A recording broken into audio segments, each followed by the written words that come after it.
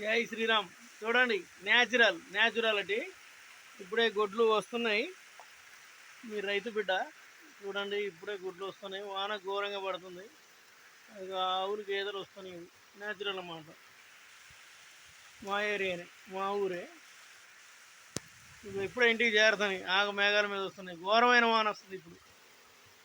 విపరీతమైన వాన. చూడండి ఎట్లా వెళ్తున్నాయి. మూగజీవాలకు కూడా జ్ఞానం అనేది ఎంత ఇంపార్టెంట్గా, ఎంత వివరంగా ఉందో చూడండి. మనుషులకు కూడా అంత జ్ఞానం లేదు.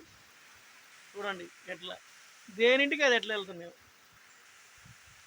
కాబట్టి దీన్ని బట్టి మనం తెలుసుకోవాల్సిన విషయం ఏంటంటే, జంతువులే చూడండి అవి వస్తున్నాయి పొదల్లో నుంచి.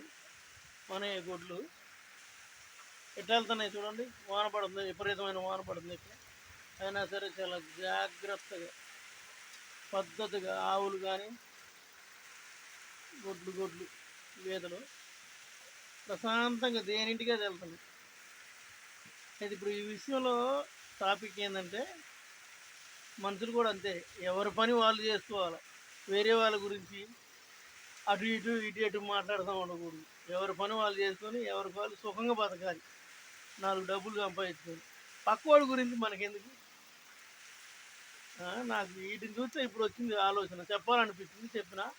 జై శ్రీరామ్. మీ రైతు బిడ్డ, ముద్దు బిడ్డ. చూడండి దేనింటికి అది చేరుతుంది. అట్లే ఎవడి పని వాడు చేసుకోవాలి.